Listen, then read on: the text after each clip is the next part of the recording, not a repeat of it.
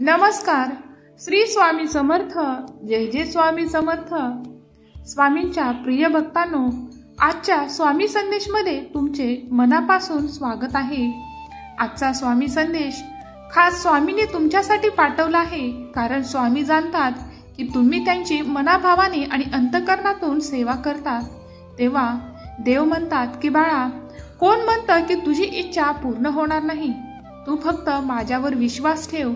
तो विश्वास संपूर्ण असावा, कारण तुला प्राप्त होणारे आशीर्वाद आणि चमत्कार आश्चर्यकारक असेल आणि ते आजपर्यंत कुणालाही प्राप्त झाले नाहीत. माझ्या आशीर्वादाने तुला सर्व काही प्राप्त होईल, कारण भगवंत या क्षणी तुमच्या खोलीत तुमच्या समोर आहेत. त्यांचे अस्तित्व तुम्हाला आज जाणवू शकेल. तुमचाही बाळांनो माझ्या शक्तीवर माझ्यावर विश्वास असेल तर होय स्वामी, माझा तुमच्यावर पूर्ण विश्वास आहे अशी कमेंट करा आणि चॅनेलला सबस्क्राईब करा. भाग्यवान ठराल. आता स्वामी म्हणतात की तुझी इच्छा आज पूर्ण झाल्याशिवाय देव शांत बसणार नाही. माझ्या प्रिय बाळा, हा संदेश शेवटपर्यंत ऐक, कारण तुला यातून मनपूर्वक श्रद्धापूर्वक आशीर्वाद प्रार्थनेच्या रूपात प्राप्त होतील. मी तुझ्यापर्यंत प्रेमाचे चमत्कार आणि माझे आशीर्वाद पाठवत आहेत. ते तुझे निरंतर रक्षण करतील आणि तुझ्या वाईट वेळेत माझे आशीर्वाद तुला साथ देतील. बाळा, मला माहिती आहे की सध्या तू खूप त्रासात आहेस. तुझ्या मनासारखी कुठलीही गोष्ट होत नाही. पण बाळा, येणारा दिवस तुझ्यासाठी नवीन काहीतरी घेऊन येईल. त्यावर विश्वास ठेव, कारण जोपर्यंत तुम्ही माझ्यावर विश्वास ठेवतात तोपर्यंत तुमच्या आयुष्यातील एक एक क्षण वाढत असतो आणि त्यासाठी तुम्हाला थोडासा श्वास धरून स्वामींकडे पाहावे लागेल, कारण स्वामी तुमच्या समोर आहेत. त्यांचे अस्तित्व तुम्हाला तेव्हा जाणवेल जेव्हा तुम्ही अंतःकरणातून कुठलीही अपेक्षा न ठेवता फक्त स्वामींवर विश्वास ठेवून स्वामी सेवा करतात. बाळांनो, तुम्ही तर खूप माझे प्रिय भक्त आहात. तुमच्यासोबत लोक कसे आणि काय करतात ते मला माहिती आहे, पण तुम्ही कधीही त्यांनी तुमच्यासोबत चुकीचे निर्णय घेतले म्हणून त्यांना शिक्षा देण्यासाठी तुम्ही पुढे जाऊ नका.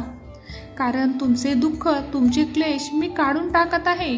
आणि ज्या लोकांनी तुम्हाला त्रास दिला, तुमच्या वाईट वेळेमध्ये ज्या लोकांनी तुमचं दुःख पाहून आनंद स्वीकारला, त्या लोकांना नक्कीच त्यांची शिक्षा मिळेल. परंतु कधीही तुम्ही तुमच्या हातून वाईट गोष्टी करू नका. कधीच कुठल्या माणसाच्या डोळ्यात तुमच्या बोलण्यामुळे आणि तुमच्या वागण्यामुळे पाणी येणार नाही याची काळजी घ्या.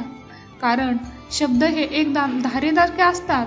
ते कधी आणि कुठल्या माणसाचे मन कापून टाकतील हे कोणी सांगू शकत नाही. आणि एकदा का कुठल्याही गोष्टीला तडा गेला तर ते दुरुस्त होणार नाही. कधी कधी तुम्हाला इतका पुढच्या व्यक्तीचा रागही येतो, असे वाटते की त्याचे नाते तोडून टाकावे.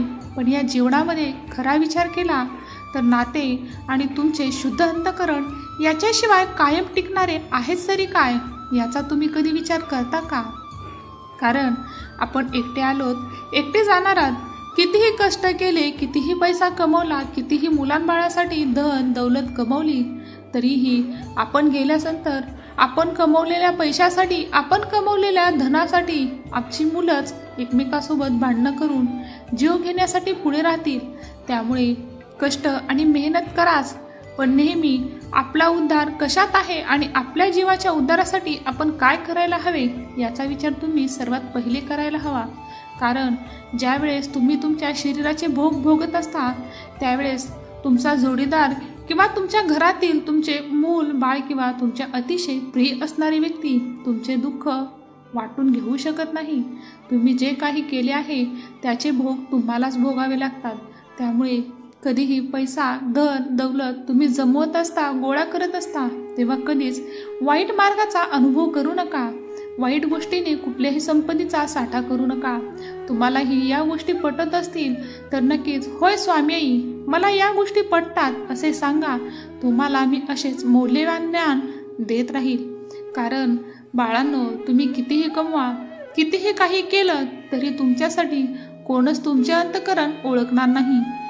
आणि ज्यावेळेस तुमची खरंच वाईट वेळ असते आणि ज्या वेळेस तुम्हाला सर्वांच्या मदतीची गरज असते त्यावेळेस कोणीही तुमच्यासाठी धावून येणार नाही. ज्यावेळेस खरंच तुम्ही खूप खोल नदीमध्ये तळ्यामध्ये पडत असता आणि पडल्यानंतर तुमचे हातपाय चालत नाही, तुम्ही त्या पाण्यामध्ये बुडत असता, तुम्ही मदतीच्या हाकेने दुरून त्यांना हाकाही देत असता, पण पहा त्यावेळेला तुमच्यासाठी आपले जीव धोक्यात घालून कोणच येणार नाही। त्यावेळेस तुम्हाला वाईट क्षणी आणि वाईट वेळेमध्ये फक्त आठवते ते तुमची आई, माता, पिता आणि सर्वात शेवटी म्हणजे तुमचे स्वामी किंवा तुमचा ज्या देवावर विश्वास आहे ते देवच। त्यामुळे कष्ट करा, नावलौकिक राहा, परंतु फक्त जीवनामध्ये तुमचे उद्धार आणि तुमच्या जीवनामधून चांगले काय करता येईल या गोष्टीचा विचार करा। कारण तुम्ही गेल्यानंतर तुमची धन दौलत संपत्ती कोणच विचारत नाही किंवा तुमची मुलं बाळं याचाही विचार कोण करत नाही। फक्त हीच गोष्ट तुम्हाला ऐकायला मिळेल की हा माणूस कसा होता, एकतर चांगला होता किंवा वाईट गेला, अरे रे वाईट झाले जायला नको होते, किंवा बरं झालं खूप त्रास देत होता त्याच्या मरणाने मेलं। हे शब्द दोन प्रकारे मिळतात। मग आता तुम्ही ठरवा की तुम्हाला कुठल्या नावाने आणि कुठल्या मार्गाने आपली कीर्ती मागे ठेवायची आहे। अरे प्रत्येकाला जीवन मिळाले आहे तर त्याचा शेवट हा होणारच आहे, कारण कुठलाही बॉल जेव्हा आपण वरी फेकतो तो जितक्या उंचीने वरी जातो तितक्याच उंचीने तो खालीही येत असतो। कुठल्याही गोष्टीची एक्सपायरी तारीख ही ठरलेली आहे। मग आपण ही व्यक्ती आहोत, स्वच्छ सुंदर आपल्या समोर उगवलेली भाजी फुले काही वेळानंतर काही दिवसानंतर सुकून जातात, मग आपणही का सुकणार नाही। आता आपण खूप सुंदर दिसतो, आपल्याला देवाने खूप सौंदर्य पैसा धन दिले आहे, आपल्या दिसण्यामुळे आपल्या वागण्यामुळे आपल्यासोबत खूप लोकही राहतात, परंतु जेव्हा तुमचे वय होते, जेव्हा तुम्ही सौंदर्यातून बाहेर पडता त्यावेळेस फक्त तुम्हाला हवे असते ती शुद्ध अंतःकरण आणि तुम्हाला जीव लावणारी व्यक्ती, मग ती तुम्हाला तारुण्यामध्येच कमवावी लागतील। शेवटी तुम्हाला त्यावेळेस ही नाती कमवण्याची संधी मिळणार नाही। त्यामुळे सर्वात पहिले नात्यांचा विचार करा, जी तुमची आहेत त्यांना कधीच तुमच्यापासून दूर करू नका, आणि जी स्वार्थासाठी तुमच्यासोबत आता आपलेपणाचा आव आणतात त्यांना कधीही तुमच्याजवळ थारा देऊ नका, कारण जे खरंच तुमचे आहेत ते कधीही तुम्हाला एकटे सोडणार नाहीत। भले तुम्ही कितीही चुकीचे असाल त्यावेळेस तुम्हाला चांगला मार्ग दाखवण्यासाठी जी लोक पुढे आलीत त्यांना कधीही विसरू नका, कारण तीच लोक तुमच्या जीवनाचा आणि तुमच्या अंतःकरणाचा विचार करतात। बाकी सर्व त्यांच्या स्वार्थासाठी आपल्या पुढे आले आहेत हेही विसरू नका। तुम्हालाही या गोष्टी पटत असतील तर नक्कीच तुमच्या जीवनाचे ध्येय ठरवा आणि त्या ध्येयानुसार चालण्यासाठी पुढे या।